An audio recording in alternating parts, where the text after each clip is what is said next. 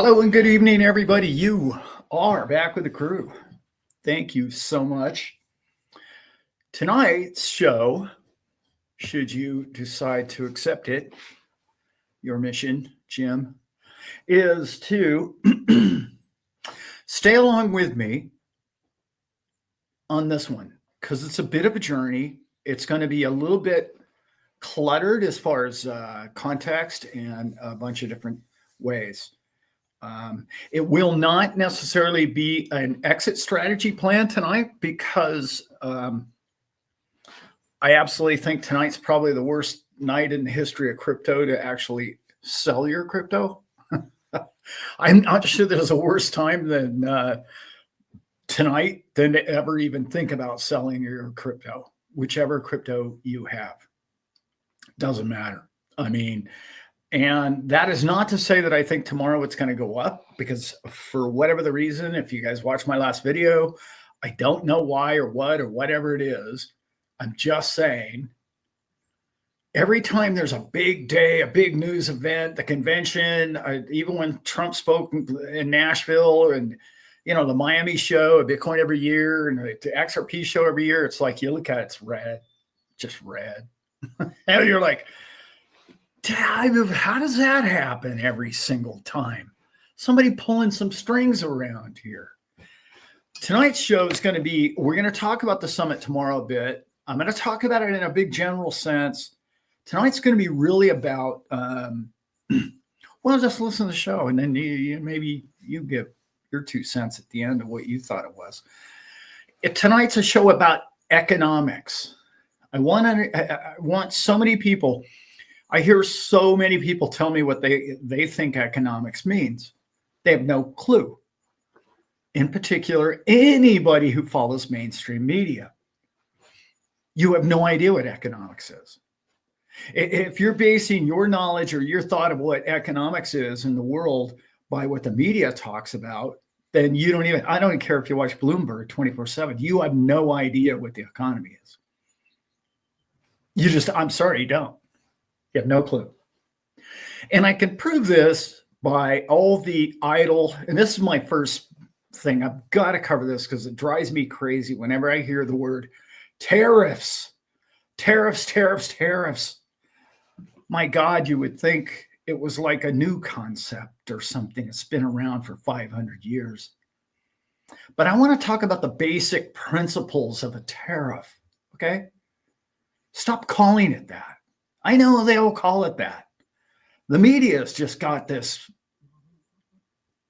First of all, the media is completely controlled, as we all know. Second of all, it's controlled by people who don't understand economics. Okay, clearly. And the stooges that they put in front of a television and they put it into your living room and into your brain have no idea what economics is. They have no idea the concept of it. And in particular, politicians. Politicians are just completely baffled by economics. And how do I know that? Well, I can explain it real simply. Wealthiest nation in the history of man now owes $36 trillion, and we have nothing to show for it. That's economics. That's like, clearly politicians don't understand math and how it all works. So tonight's show is about that, not just about tariffs. We're going to talk about many different things. But I'm going to give you a couple of real life examples of what a tariff really is. Okay, for those of you going to the XRP show in Las Vegas, I'm going to have a booth there. I pay someone, it's not Brad Kimes, well, kind of, but I'm paying to have a 10 by 10 square in that convention hall because there's going to be thousands of XRP people in the room. There's no use case for me to go ahead and, rent a booth at a plumber's convention. There's no use to me at all. I don't sell plumbing. I don't even sell crypto, and I certainly don't sell XRP. But the point is, that's a tariff. I want to be in that room. I want that 10 by 10 square. If you're China, you want to be in the United States. If you're Canada, you want to sell lumber, you want to be here. You have to pay a premium. Okay? You just have to. I'm sorry. If a politician doesn't understand that, I have to pay a premium to Brad, we'll say. If you go to a swap meet and you want a booth at a swap meet to sell your goods, even if you're just selling a used toaster, you have to pay the swap meet people because that's where the buyers are. The buyers are in the US. That's why you have to pay us a tariff. You can call it a whatever.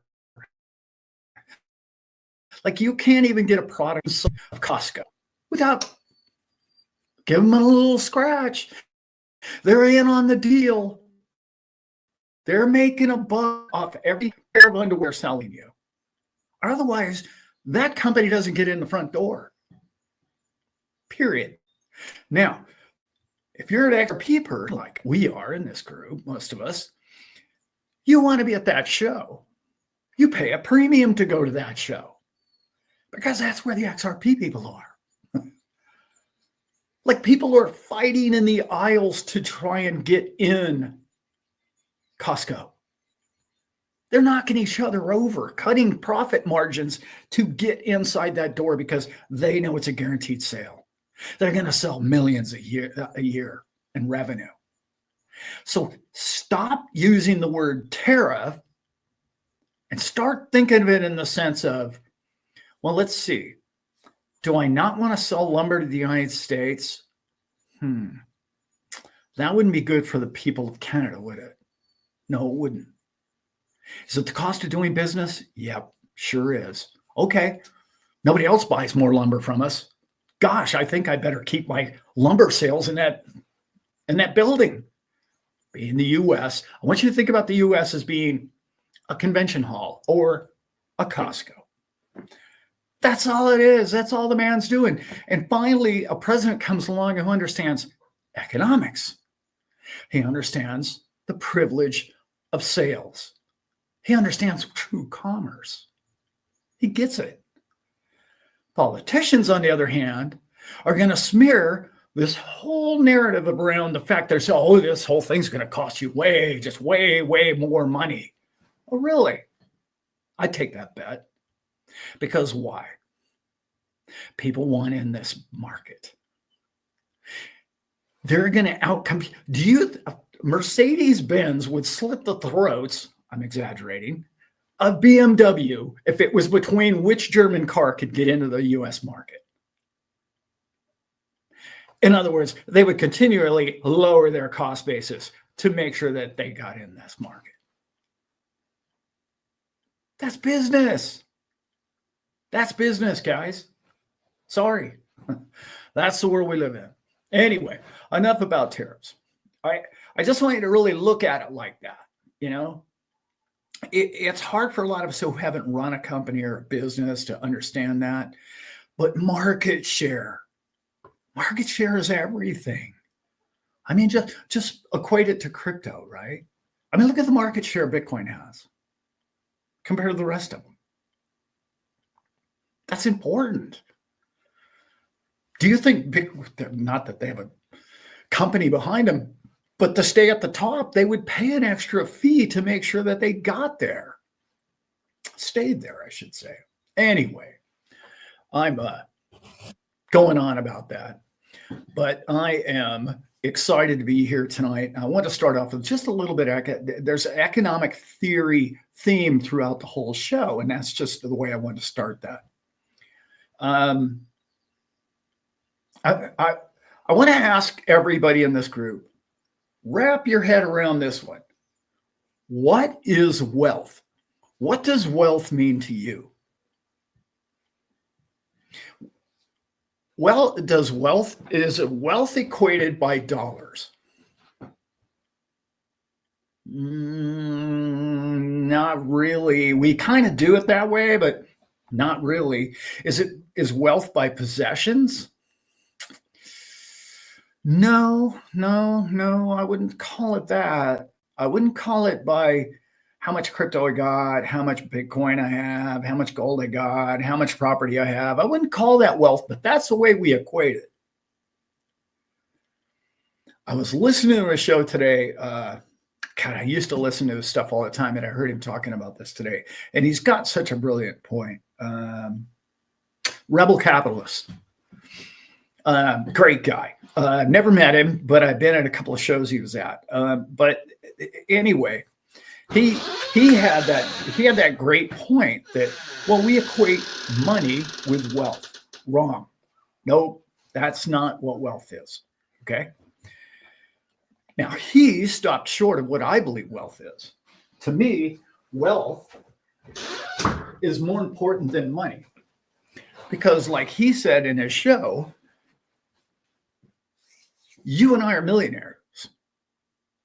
If we lived in Zimbabwe where they have billion-dollar bills, we're multi-millionaires. So it's not about the currency, is it? It's not about how much money you have. That doesn't make you wealthy. I know we equate it like that. I want you to get a bigger picture here now. What really is wealth to you? And I don't know that I have the answer for you in particular. For me, I understand what wealth is. Wealth, when you get to be my age, and many of us in this group, wealth is time. Wealth is happiness. Wealth is peacefulness. Wealth is when Elizabeth's happy, when the dogs are happy, when my farm is happy, when I wake up and I feel loved. That's wealth. That's wealth, people. That's a really in that moment of life to when you say, wow, this has been one of my favorite days I've ever lived, or lived in a very, very long time. Right? This has been a great day. Nobody told me what to do, how to do it, when to do it. I had freedom. So does money buy freedom? Yeah, it certainly does. Wealth is freedom. Wealth is time, freedom, and health, all wrapped into one. But let's remember what money is. And I use money as a generic term, right? I know your gold people will pretty much say money is only gold. And I get that. That makes a lot of sense. Currency is currency and money is gold. But what I'm saying is money on a basic generic level is value stored. Okay. For you to have more time under the tree in the shade and enjoying your day, or time to do whatever it is you feel like doing, in particular as you get older in your life. But it's bigger than all that, because money really is just, many people explain money in so many different ways, but I've always explained it like this. Money is energy. And it's hard for a lot of people to understand this, but I want you to stay with me on this. Money is energy. It's energy enough to move buildings. Money is, we used to laugh in the yachting industry. If you spend enough money on a yacht, you can make a submarine out of it. We used to laugh about it. Sure, just takes money, right?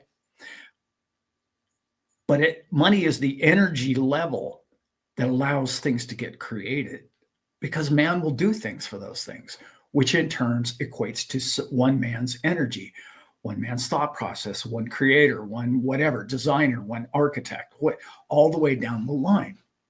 All of that is energy expended and used by man.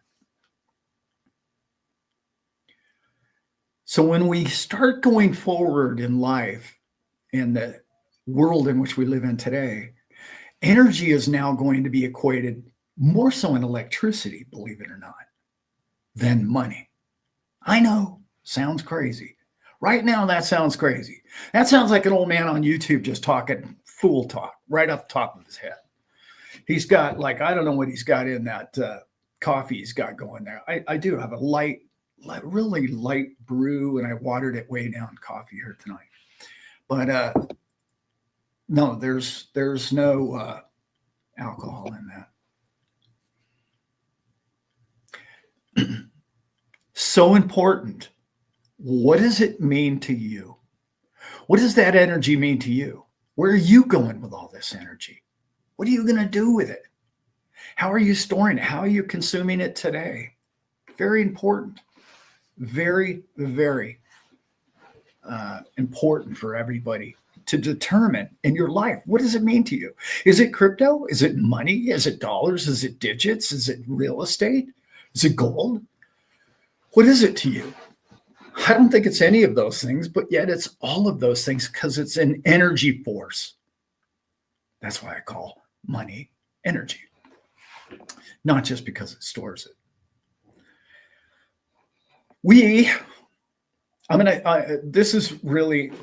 This is going to be kind of a theme of tonight's show as well. Tomorrow, as we all know, is a huge day. Okay.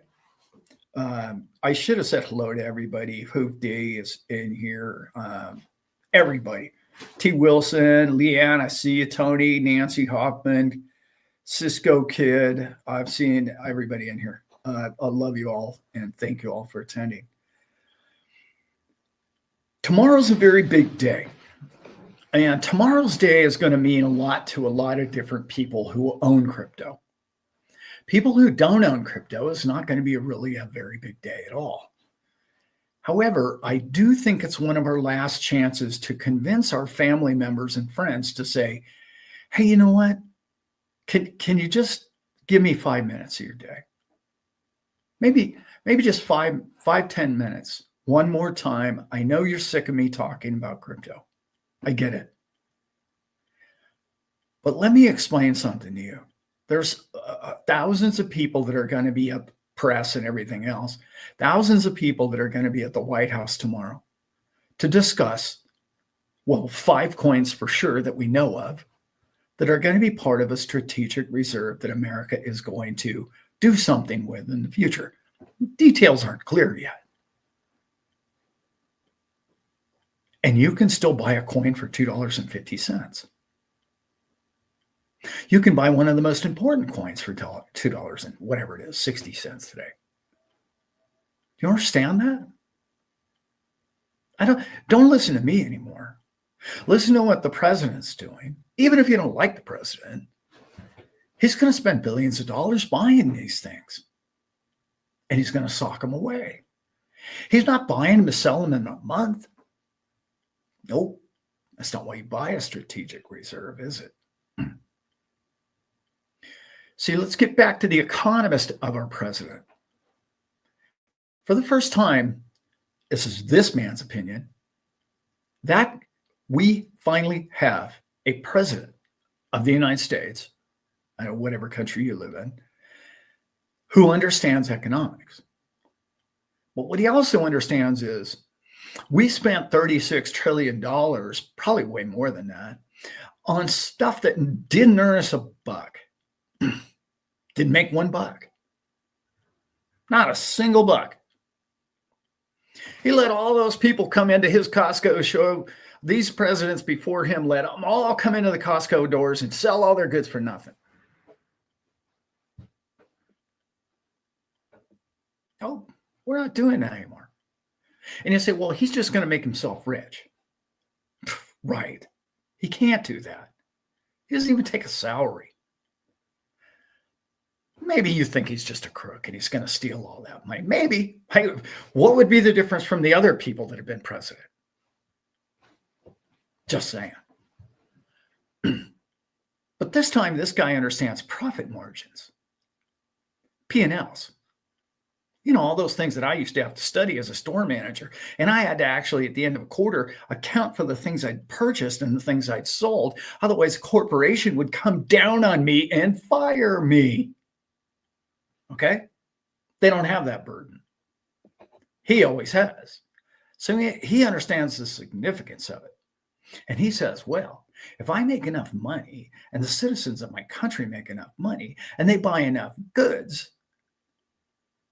we can charge all those other people for bringing those goods to this market, and that market will excel.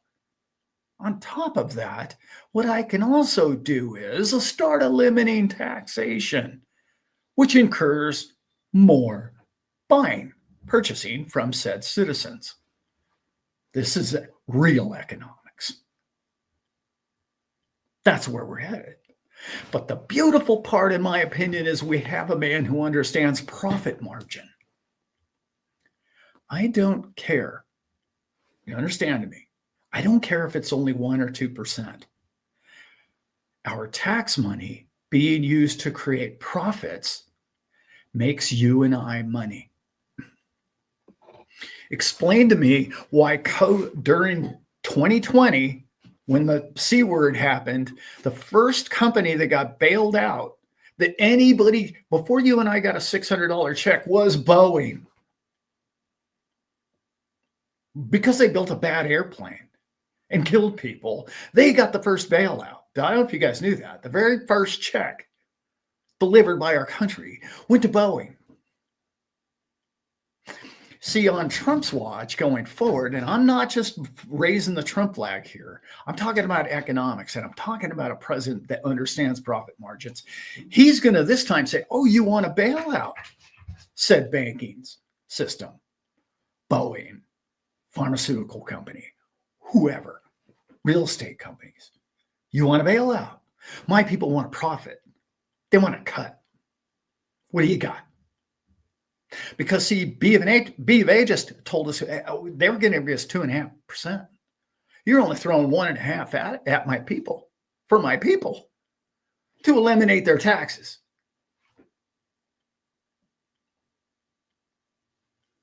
You see where that's going? You see that profits, we have the money, well, they can print the stuff or create the stuff, but we're not using it wisely. We're just, dumb and dumber. Here's 100 for you, and here's 100 for you, and no accountability. What if every 100 that we were handing out, we got $1 back? What a concept. And then a sneaky little thing that he said the other night that a lot of people went right over their head. Hey, Mr. Millionaire, multimillionaire, you probably got a company. I don't know how you got rich, but you did it well and you're a businessman, or I don't know, maybe you're a thief. Maybe you're a good thief. Bottom line is you can come here, you get a citizenship in this country for $5 million. Right? And you say, why is the president selling citizenships for money?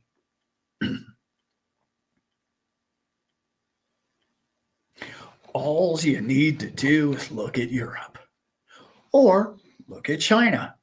China, in the last 10 years, the wealthiest people in China have been trying to ex-nay. They've been trying to get out. Why do you think they all like Bitcoin so much? Sure, they bought a big old high rise. You can't take the high rise with you. How are you going to bring that to, Miami? Can't. Chinese government says, oh, no, you're not taking all that yuan out of our country. You're keeping that right here. So they flip into a cryptocurrency, stable coin, get a flight over here, cash out some stable coin money, a little $5 million, they become a citizen of the United States. And Trump's sitting there going, I like Chinese entrepreneurs because they make a better economy. They spend money here. They do business here. This is what the communist Chinese figured out about Hong Kong. Those of you who remember that 20 years back now, that's what they figured out. Why do you think China blew up? Because China did the smart thing and they adopted the American style of economics. My dogs are beating on both doors to get in here and knock this whole camera over. They came in and they said, oh, America, okay, debt, good, okay, employ my people, good. And then they blew it up. And look what they're doing. They took 700 million people out of poverty doing this. This is the thing that the politicians don't understand. You know why? Because they're soft. They're easy. They spend other people's money and they share it with all their friends. What's happening right now in Europe is a crime. It's criminal in this man's opinion. And honestly, I don't really even care what you think about that statement. That's a fact. I love the people of this planet. I don't care if you're Russian, Chinese, Puerto Rican, or Jamaican. I don't care. I love you all. I don't care what. I really don't. I've been all over this world, and some of the nicest people I've ever met in my whole lifetime. When I was a little boy, I was told I was supposed to dislike. Those are the coolest people I ever met in my journeys. What are we doing here? Loving people. What am I supposed to do with my life? Finally, this old man figured out. Give people respect, appreciate what they are and who they are as another one of God's beautiful inventions. And that's what we all are. So I don't care what flag you got or what border you got. I'm not talking about that when I go down on Europe. I'm talking about the leadership, in particular coming out of Brussels. That whole disaster that has been going for decades now reminds me of a prize fighter who has this 10 guys who just tell him everything he wants to hear. You know, they fought really hard to get really good, and then they got really good. And then they had this whole posse around him, and the posse told him, but man, let's just go party today. You don't have to work out. You don't have to run around. Don't train today. Let's go play. Let's go play around, spend your money.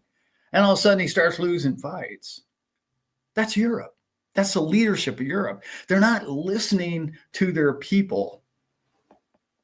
So what did Trump do? He sat back over the last 4 years. He analyzed the picture as a businessman, and he said, how do I do this in a business level? And what does the world really need? And what do people in this planet really want? Health, happiness, and, freedom. First Amendment. That's what they want. Let's give them that. Shoot, let's give them that. How hard is that? Let's get them all on my side. Okay, we can do that. I know there's a third of this country, a third of the people on the planet are never going to like the orange man bad. I get that. That's cool.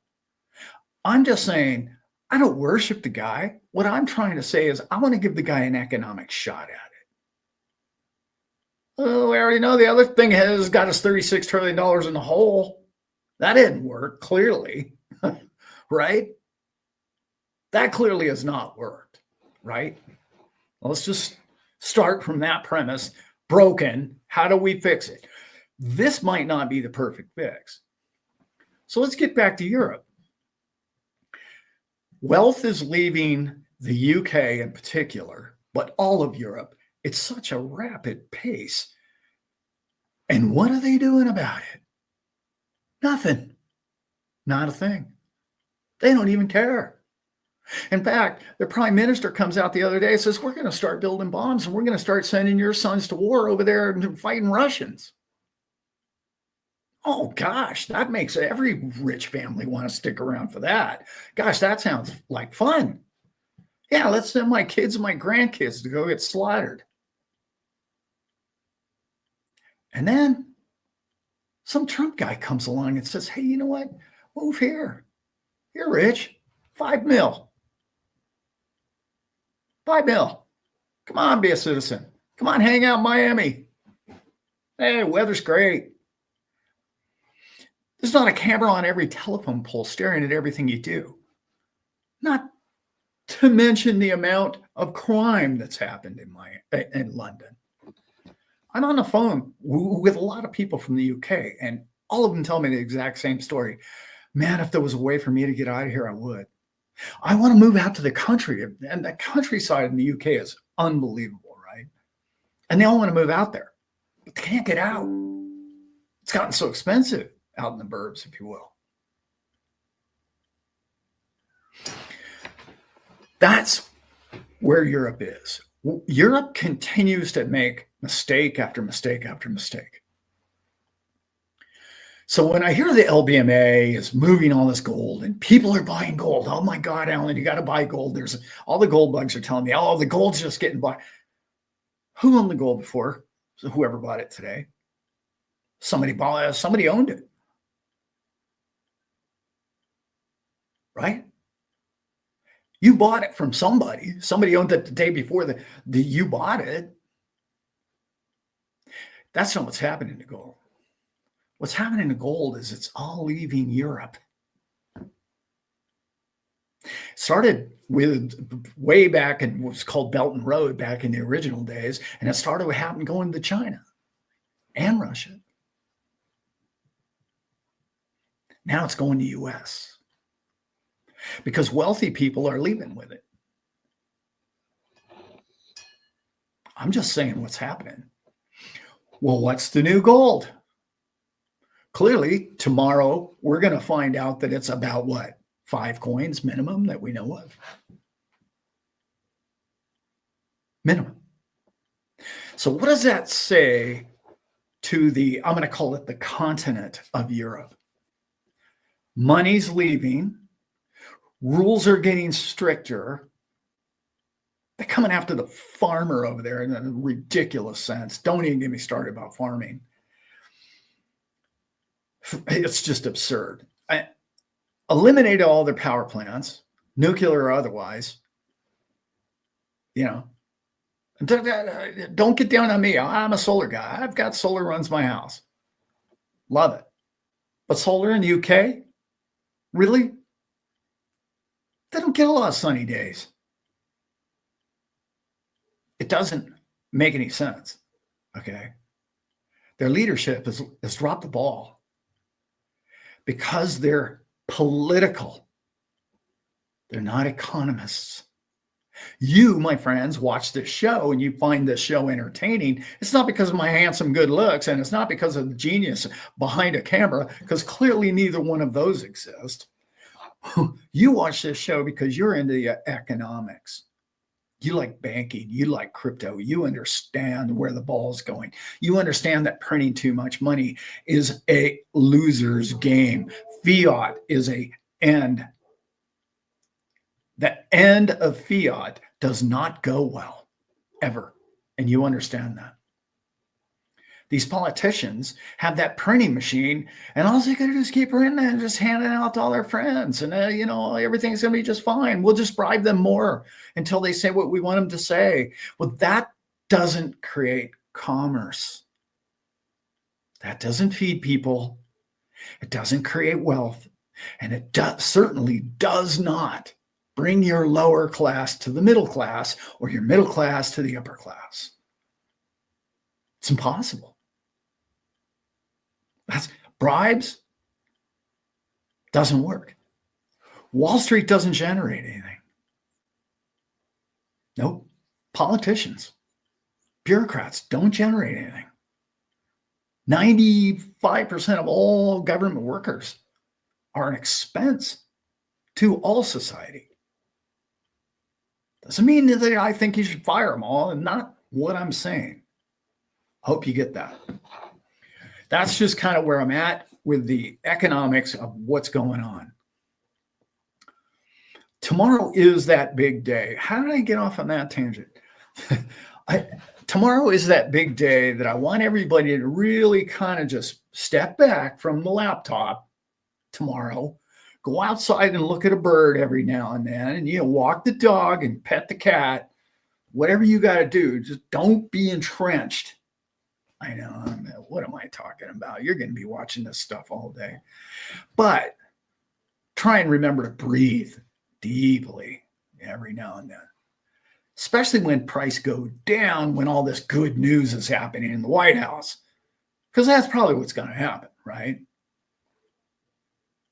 That's right. It's probably going to go down. Do you understand that? It might go up.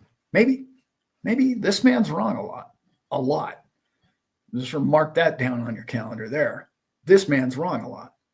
But I don't see tomorrow going up, way up. However, But I said earlier, it's very important here tonight.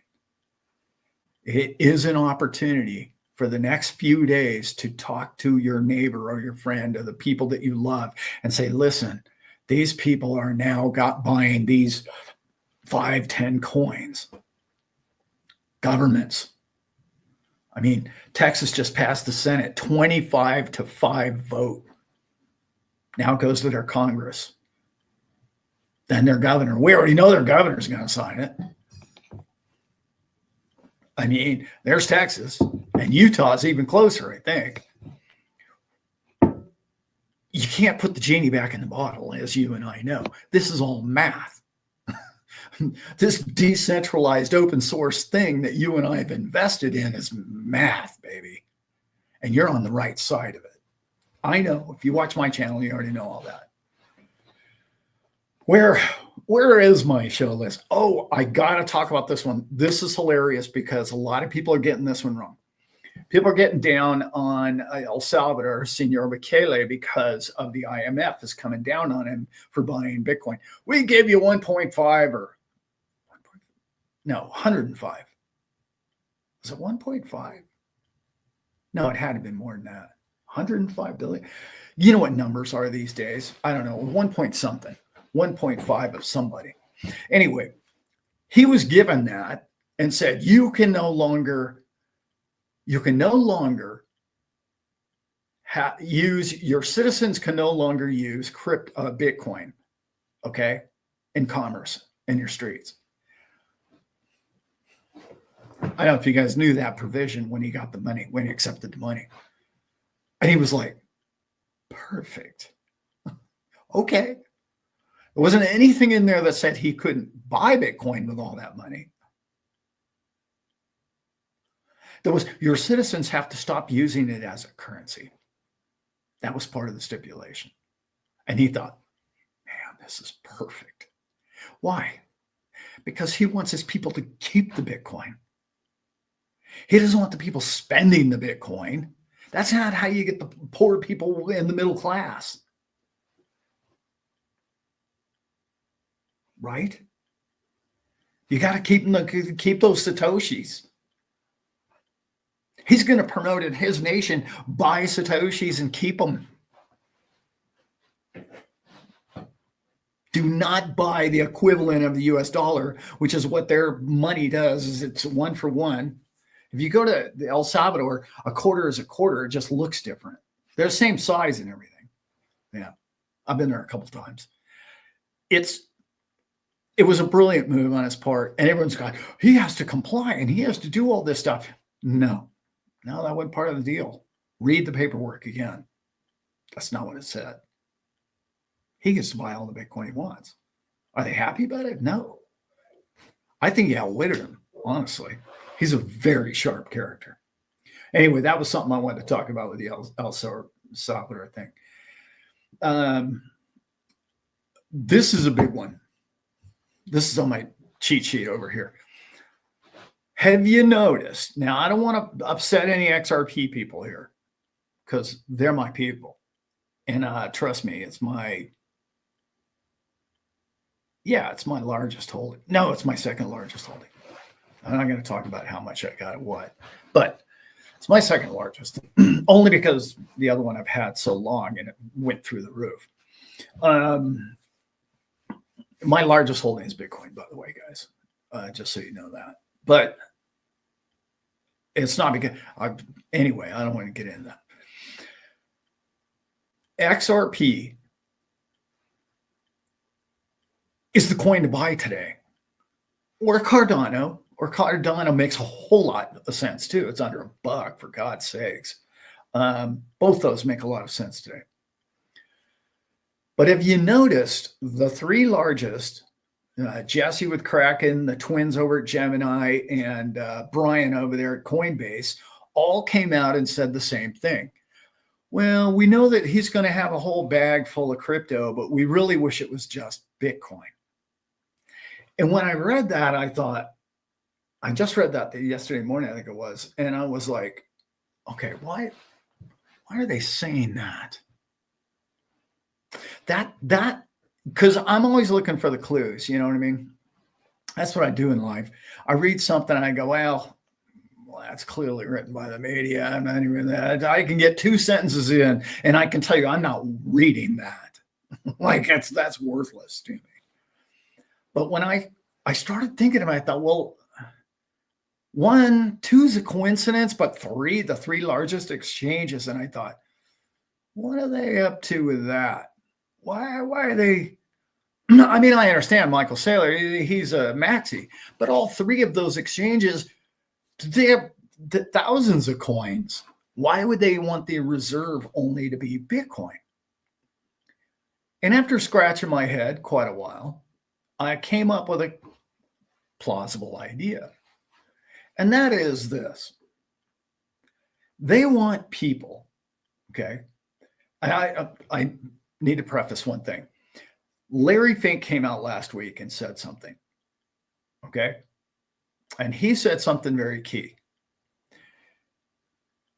Mr. BlackRock, if you don't know who Larry is, he came out and he said, I don't think he used the word beg. I'm urging all the people to buy cryptos. So for all of you that think to yourself, oh, well, he's really not a good guy. He's a WEF guy. He's a globalist. He's a this, he's a that. Something I've talked about this before. You know, I don't know. His wife hit him from behind with a pan. I don't know what happened. I wasn't there. I didn't see it. But a tree, a limb, something hit him. But a couple of years ago, that guy got orange pilled. And then he wasn't just Bitcoin. He was all crypto. And I thought, listen to this guy. Well, before that, he went away from the whole green thing, ESG. And I was like, he's anti-ESG and he's now Bitcoin. Who is this? It is the ultimate con man, this guy. I don't trust him as far as I can throw him. And then a few days ago, he comes out and he says, I'm urging everybody to buy cryptocurrencies. He didn't say buy Bitcoin. He said buy cryptocurrencies. Why? Well, I mean, he's selling the ETFs of all of them, right? And I know immediately everybody says, oh, yeah, well, BlackRock, you know, of course, they're going to control the market. They don't control the market. They don't control that market. That's impossible. I mean, Michael Saylor's got, I don't know, $50 billion invested in Bitcoin, and he only owns just over 2% of it. You're not going to control that market in that sense. Nobody's going to buy 51% of XRP or Cardano or any of them for that matter. Okay. So that was a clue to me. So Larry's telling everybody to do the right thing. And these 3 guys are saying just buy Bitcoin in the reserve. And I'm wondering why. And then it hit me after I scratched my head. Remember, let's go back to the scratching head part.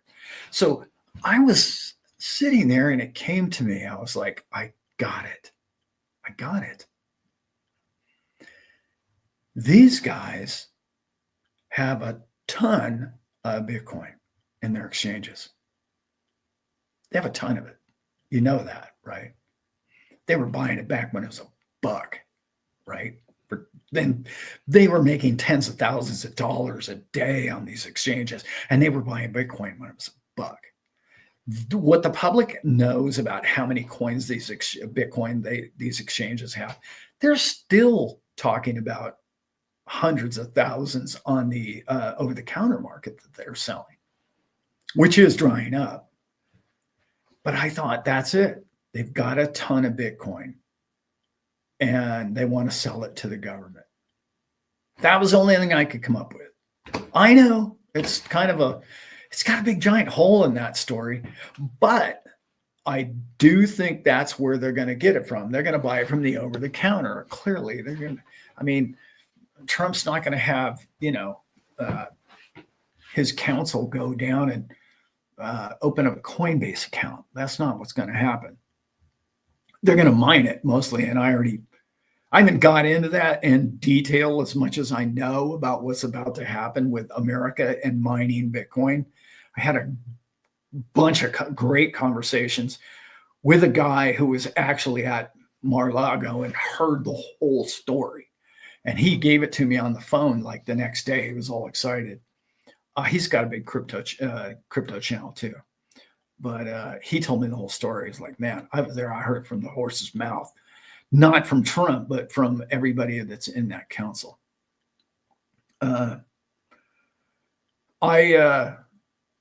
It's just something I really wanted to talk about because there's something really interesting with Larry and him telling everybody. He wasn't saying all Americans should do it. He was saying everybody, the world, people buy crypto. And he was like, you could hear the nervousness in it. You know what I mean? Like even a month ago, even after the election, he was like, yeah, okay, your portfolio should have this much in it. And now he's begging the people of the world to buy crypto. And I know the skeptics and the controversy and everybody's going to tell you, oh, he's going to pull a big rug pull on us all. Please. Number one, that makes him, well, I don't even know. It's the largest ETF in the history of man, right? Times 5, I think now, as far as success goes. Why would he get every billionaire client that he has involved in this thing and rug pull it? Pleased with that story. Okay. I'm really over that one. That for what? And I know I love and respect the lady, and she goes on tours talking about throwing crypto under the bus. And I'm really, Catherine Austin Fitts is wonderful lady. I've followed her material for 20 years. I'm not kidding you. I'm not exaggerating one month. 20 years I've been following her material. She has never understood crypto. Ever once. She went to a Bitcoin convention in Miami and she was appalled because everybody was wearing tank tops and flip-flops and just tuned out from that point on. And I'm like, who do you think you are? I was like really disappointed in her. I was like, well, that's not how you judge a financial product by the people that attended a convention. Has she seen what I wear? Like for me, that was it. From then, she just turned it off. It's sort of like the Warren Buffett thing. Oh, don't get me started about Warren Buffett either. She just turned it off in her head. Like, that's it. It's a scam. I'm not doing it. I'm not going there, and I'm going to disprove it all the way down the line. And I have to say this because it's really important to me. I love her work and I appreciate her brilliant mind, but her solution to the whole economic world over the last 2 years, that's why I can't listen to her anymore, was just spend cash. I paused right there for a really important reason. Really? Catherine? That's what you got? We should just spend cash.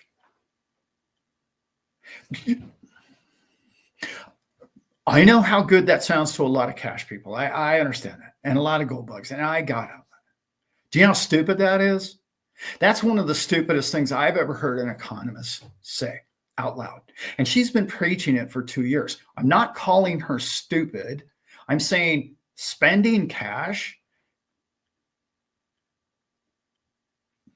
I love cash. No record of it. No, except for you got to go pull it out of the bank. And then there's a record of it. Other than that, oh, wait a minute, there's 2 or 3 other problems with cash. Oh, that's right. They can just stop printing it. Hello, Catherine, did you think of that? Oh, you guys are all using cash? Well, we just don't make those anymore. Now what's your idea, Catherine? Again, you have to think beyond your immediate situation. She's trying to tell you how to get out from underneath the cabal and their control over you and your life and money. And she's suggesting cash. And it's laughable. Like they took coins away. It wasn't even too long ago, a year or two ago. So they wouldn't even take them at most stores anymore. Anyway, and I didn't mean to go off on that tangent. I mean, I love Catherine. Please, I love that lady's work. I appreciate the Solari report, and she's a brilliant mind. And hey, we all get a couple of them wrong every now and then. Wrong in this man's opinion only, just in my opinion on that cash angle. And maybe she's right about Bitcoin. Maybe it's a big old giant rug pull and it's a Trojan horse. And I know everybody wants to believe that. Maybe. I don't know. We'll find out. Okay. I want to talk about this bull market thing. I got in a huge discussion the other day with somebody who just showed me the technical analysis. Man, I'm on it. I'm on it tonight. I don't know. I'm feeling it. This technical analysis, I studied technical analysis for 15 years, day and night. Okay. Technical analysis people will tell you things. And I'm going to throw them under the bus next. Let's just go ahead and throw them under the bus now. People tell me who are into technical analysis that, and I love TA, don't get me wrong. It is a strategy, and all of it, the Fibonacci's and a lot of it makes a lot of sense. And it's law of averages. It's pretty decent. But a lot of the really hardcore TA guys will tell you that, oh, I don't even follow fundamental news. Oh, really? Huh. That's crazy. Why do you say that? And all of them will tell you that. Oh, no, everything's technical analysis and human psychology. And that's why the market goes up and down. And there's no other reason for it. We can follow it with TA. And I'm like, okay, so let's see. What did technical analysis tell you about Enron? Yeah, that's right. What did technical analysis tell you last Sunday when Trump tweeted out what he tweeted? Did your technical analysis chart that day, when it went up $8,000 or something stupid? No, probably never even. It can't. Fundamental news is way more important, in particular when you have an asset class that is fairly new, and when it needs legislation, it needs adoption, it's being adopted, it has a network effect, has less TA value than maybe an old ancient market that's been there forever.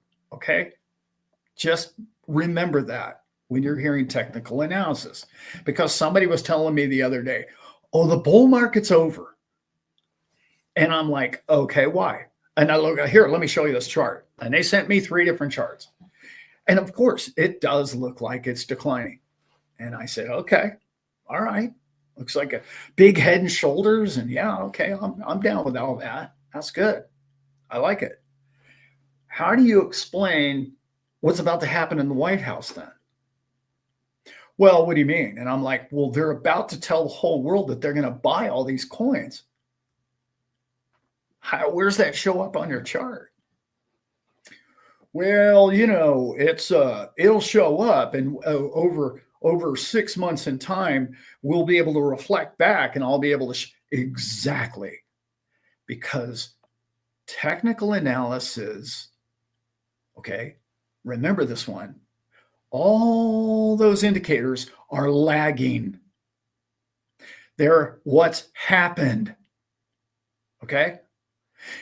Technical analysis, living by technical analysis, is essentially like driving a car looking through the rear view mirror.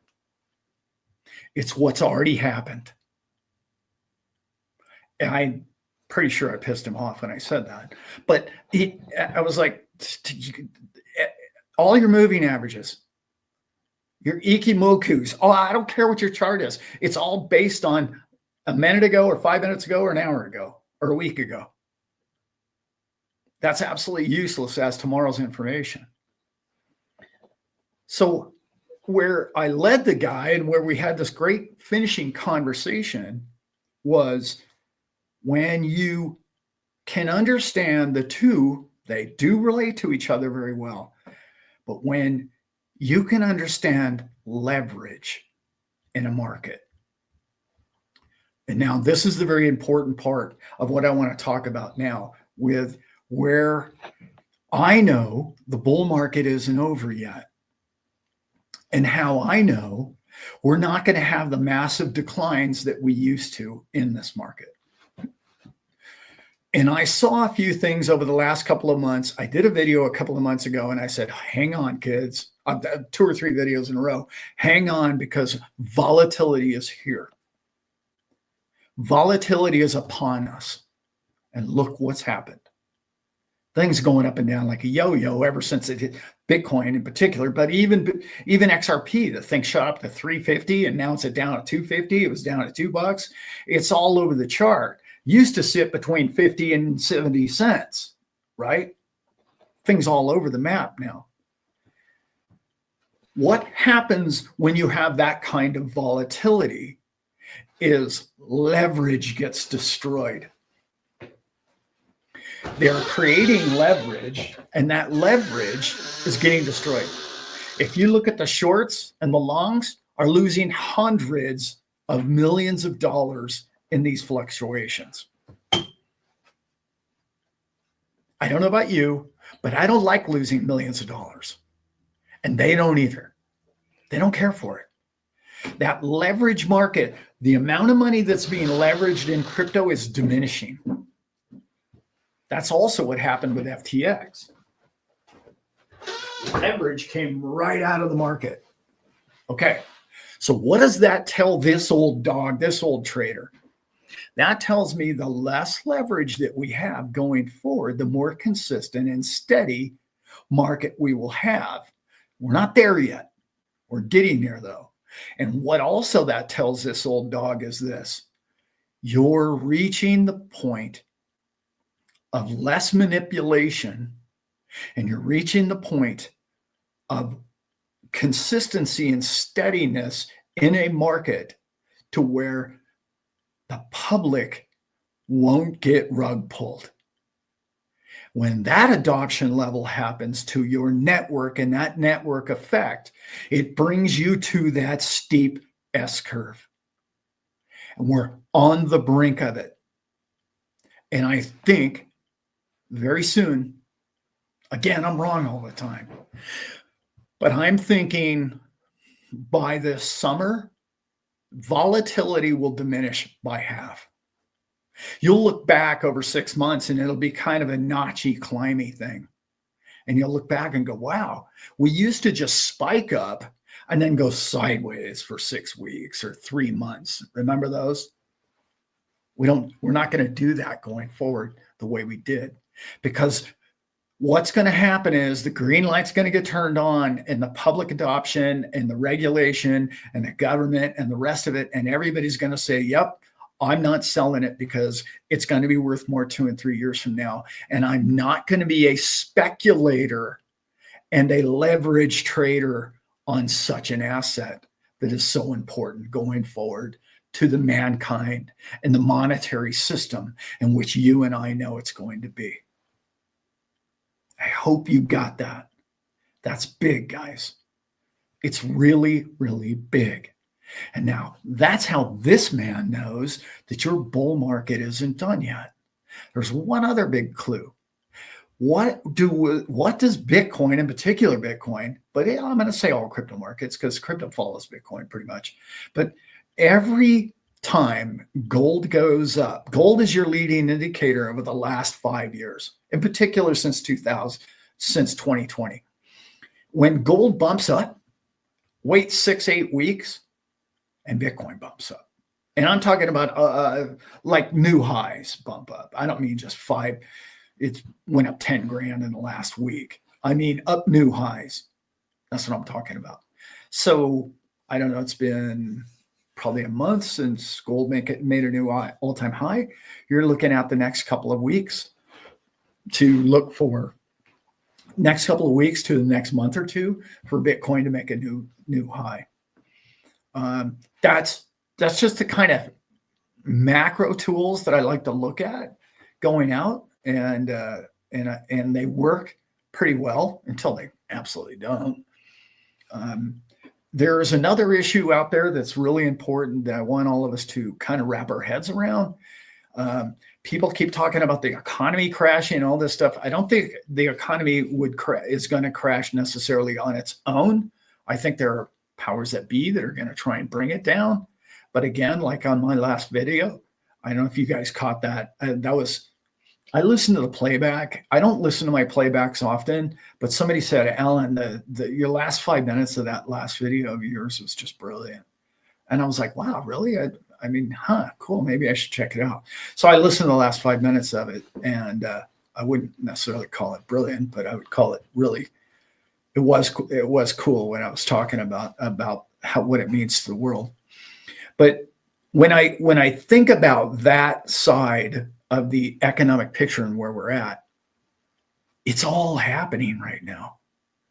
All of that, the puzzle's all coming together. And it doesn't look good for Europe. It just doesn't, guys. Man, I really worry about Europeans. I really, really do. But the really bad black flag moments, or whatever you would like to call them, is, man, I don't even like putting it out there like this, but like when the big power elites don't have options or they're being exposed, they get stupid and they want to create wars and world wars. And I don't ever want that to happen. Yeah. Anyway, I'm going to leave it there because I don't want to put it out there in the universe or whatever you guys believe in. I don't like talking about any of that stuff because they stop caring about their people and they start thinking about their self-preservation. And they know, let me put this to you. Let me put it to you in an economic sense. City of London, Europe in particular, have absolutely no resources. None. Like zilch, right? So what they've done is they've run basically off the way governments run. They don't have any resources. They tax people. Or what they do is they use a central banking system and they say, we've got all these trillions of dollars that we'll loan to you. They don't have any money. They say they do. And they give you the money that they just created to a country, whatever, near you, third world country. And then if you've read the book Economic Hitman, you understand the whole story that I'm about to tell. But basically, they go in and they try and bribe all the politicians to take a giant loan because they want the assets, the copper under the ground of this nation or the backs of their people. And they say, we'll give you this big old giant loan. And then once you take the loan and then you're in trouble, and then somebody comes in and says, hey, you know what all you got to do is sell us the copper at a decent price, and then we'll sell the copper for you. We'll make the money back. So all of a sudden, the country that borrowed all the money doesn't have the copper. And that country in particular, global banking, running out of the UK and other places, has a way of earning all their money back that they loaned. That didn't exist to begin with. Now they got all the copper and they got all the money. That's how that game's played. So they can't do that with crypto. You see where the big rub with crypto is? This is the thing that I've appreciated for 8 years now. They can't pull that rug pull with us now. They can't. They've been trying to figure out, how are we going to scam crypto on the people? How are we going to do this? Doggone, let's put our thinking caps on and let's figure this out and let's make it happen tomorrow. Davos every other year was, hey, you know what we're going to do? This is a crypto Davos year. And they walk out of there scratching their heads every year. And they're like, how are we going to rip the people off on this one? I think that's what turned Mr. Trump, was his 2 kids. And they said, Dad, you got to look into this, Dad. You're not prez right now. You got 4 years to figure this out. And by the time you're prez, you better understand crypto. Just trying to say, that's what those people are up to. And that game is played out for 1,000 years on the face of this planet, all the way back to, Rome and all those people. And it's basic imperialism. And it's done for, guys. It's done for. It's done for in a lot of different ways, and I don't want to talk too highly about different countries that really stirs a lot of people up. But in particular, there's countries or people that are running these countries that are saying, we will actually help you build a bridge, build water, and help your people. There's people doing that now. And they're not just trying to extract things from these people. In other words, human decency is coming back. Because these other countries that are doing that with these other nations actually have a spine and a soul. And I want you to really think about that, because what they've been doing is extracting the minerals and the wealth of the face of this planet because they don't have any. And they're way out on an island and out on a limb now. They can't even produce enough power on that whole continent right now. That's a dangerous place. And I'm not trying to put fear in anybody's mind when that's going to be a slow process. All of this takes forever. Not going to happen next week. But it is something we need to pay attention to. Okay? Because, and here's why I'm going to say that for crypto people. Here's your punchline. Because when they flip and they figure out that they're in last place and they need to catch up quick, they're going to do the same thing that the Chinese investors, when I started this show, are doing now. And what was that? Getting out of real estate, getting out of stocks, and they're buying crypto, hand over fist. And that's what the Europeans are about to figure out. It's unbelievable to me how many Americans actually have crypto percentage-wise when I'm not going to say we're the wealthiest, but we have more spendable income than a lot of countries do. Now, most of us get in debt doing it, but we're kind of used to that. But why is it Americans have so much crypto percentage-wise? Why is it's crazy. It shouldn't be that way. American citizens should be the last people to buy crypto.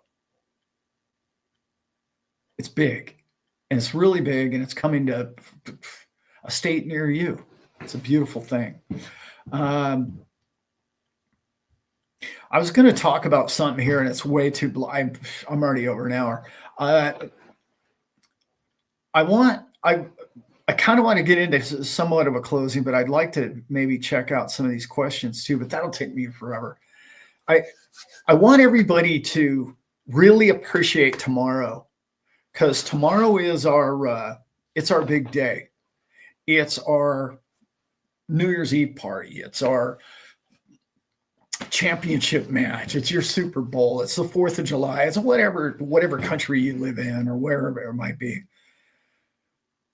You have the biggest day in crypto is going to be tomorrow in the history of crypto, in my opinion. Enjoy it. Understand what it means to all of us. How fortunate we all how fortunate we all are to just know each other and share our knowledge. And trust me, all of you who sent me stuff over this past week, way too much to read, but I'm so thankful you did. There were so many bits and pieces in there because I'm trying to watch less YouTube, and I'm trying to listen to less of it, and I'm trying to really focus on my hobbies and the things that make me happy. And my dogs and my wife make me very happy. And I need to do more of that. But I'm going to be with you. I'm going to do exactly what I told you guys in the beginning of the show not to do, which is I'm probably going to be listening to everything and everybody's analysis of, wow, what did you take away from the whole thing? And there's a few people that I trust their opinion. Not many in the crypto space. I shouldn't say that. I like everybody in the crypto space. They all do different things well. You know what I mean? Like, there's so many there's some great shows. I know not everybody does. I love Brad Kimes. I don't watch his show all that often, but every time I do, he makes me smile. The man makes me smile, whether that's important to you or not. I don't agree with, like, I don't know, 25% of what he talks about, but anyway, that's cool. We can all disagree. That's a good thing. I really, really appreciate when you people send me stuff, and I shouldn't say you people, when the crew sends me stuff. It makes me very happy when I see your emails and your text to me, and every time I read them, I laugh out loud almost. It's like, wow, like these people care about what I read because they send me the best stuff. You guys send me stuff that I'm just like, wow, they get me. It's so cool because you don't send me a bunch of junk. Like, I don't get junk. I'm so proud of what you guys know and how sharp you are and how on top of it, how in tune you are about what's going on in the world and this universe and this beautiful rock that we live on. I couldn't be happier about doing it with all of you. And I'm so appreciative of the community in which we have. And I'm so excited about, oh my God, I hope you guys are going to be at the proper party. I just got a text from a friend, old friend from, gosh, I guess I've only known him a couple of years, but I feel like I know him really well. But he's going to be there at the proper party. He lives in Fort Lauderdale, and I was like, yes, man, that's so awesome. I can't wait to be there with everybody, and so many different great people. His name, yeah, it's cool. You guys might even know who he is. His name is Tony Alvarez. You guys, I don't know if you know him. He years ago, he had a crypto show out of. He's a Mexican guy, but he lives in the UK, or he lived in the UK for a long time. He was an analysis guy for Barclays Bank. Tony Alvarez. And he did a show. As many of you know, I used to live in Mexico, and somebody turned me on to him, and I was like, wow, man, this guy knows what he's talking about. And that was another show that he got me into, which was called another guy by the name of now I'm going way back machine. 2016, Supo Man, if you guys ever watched any of that guy's stuff. But Tony's going to be at the proper party, man. He lives in Fort Lauderdale now. I'm so excited. It's going to be fun. He's one of the sharpest. He's just a brain. You know what I mean? One of those people that just has all those minds. It's photographic, that he just remembers and understands. A lot of really, really smart. Let's talk about that because this is important to me. There's a lot of really, really smart people in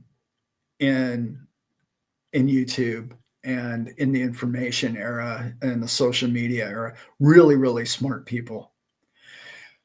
But they're not people. You know what I mean? It's very difficult to be really intelligent and have a heart and a soul for some reason. I don't know why that is. In my lifetime, it's always been one or the other. They're either cold, calculated SOB, or they're just a really cool, chill person. It's hard to get both, into one package.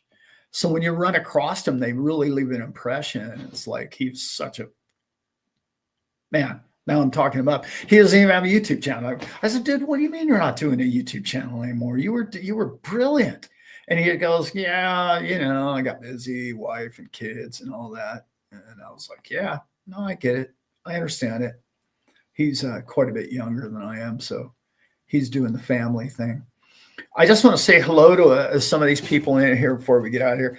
Northern Living, love you, brother. I think Claudia, no, I do not speak Spanish. You would think after living in Mexico as much as I have, I've lived in Mexico Well, all over Latin countries I've lived, and I traveled most of my time in Latin countries. So you would think I would. No, I don't.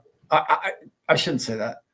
I can get by. I can find a cold beer in a restroom and small talk, and that's about it. My wife's pretty good. You wouldn't think a 5'9", blue-eyed blonde would be able to speak Spanish, but she's getting pretty good. Um, I'm also I understand a lot of it.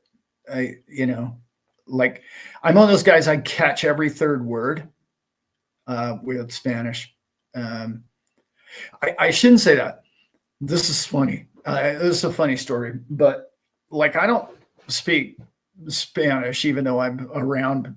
Like all my friends when I lived in Mexico were all speaking Spanish all day long, but I kind of knew what they were all talking about, and I would chime in, and they understood some English, so I mean it was pretty cool. But the funny thing is, one day, they came up to me, they're laughing at me, and they're like, we'd been drinking some tequila, as you might imagine. And the next day, they're like, hey, how's it going, Allan, in Spanish? And I'm like, oh, what are you talking about? They're like, no, dude, like last night, you were drunk, but you were speaking Spanish all night. I'm like, what? What are you talking about? No, I wasn't. They're like, yeah, Al, you were speaking Spanish all night long. Like, so I don't know. My Spanish is better after 2 or 3 beers, put it that way. But before that, it's probably thinking too hard. Yeah. Thanks, John Foster. I appreciate that, brother. We are all family here. Hoofty wants a wrench. That could be dangerous, Hoofty. That really could. Northern, Mighty Tone. Love y'all. T. Wilson. Chatting me coming up close. Allan begins walking towards the door. We're following him to the car. yeah, right? Love it. Claudia, Northern, Robert Driscoll, Teresa's in the house. Love you, girl. We haven't talked in a while. Frankie Sanchez. Let's see. Leanne Breeding. Man, I got all of you guys. Oaks in the house. Got all of you here tonight. I love you. I appreciate you all. I've got to get out of here. I really want everybody to enjoy your day tomorrow because you all deserve it. Don't look at the price. I don't care about the price tomorrow. Hopefully you don't either. Tomorrow is going to be your day. Tomorrow is going to be the day when the world understands what you already knew for many years. And a lot of people are going to ask you over the next week or two, wow, man, did you hear what happened? Did you hear what they were just talking about, the White House? Like, you look at them, don't embarrass them. Just say, yeah, man, it's cool. And I think we're there. I think we're almost there. And then when they ask you, hey, is it too late to get in? Just look at them and go, no, obviously not. But don't think you're going to get rich in a month. If you're going to buy something, make sure that you're going to own it for 2 or 3 years. And if you can wait 2 or 3 years, and if you're okay with that period of time, then it's okay. I think you can buy some crypto today. All right, guys. With that, I want to tell you all that I love you all very much. I appreciate this time that we spend together. And tonight's show was sort of all over the place, but there was no way I could do an exit plan show when I think it's absolutely the worst day in the history of crypto to sell your crypto. The day before that, tomorrow? No, we're not doing an exit plan. Okay. All right. Love you guys. And I am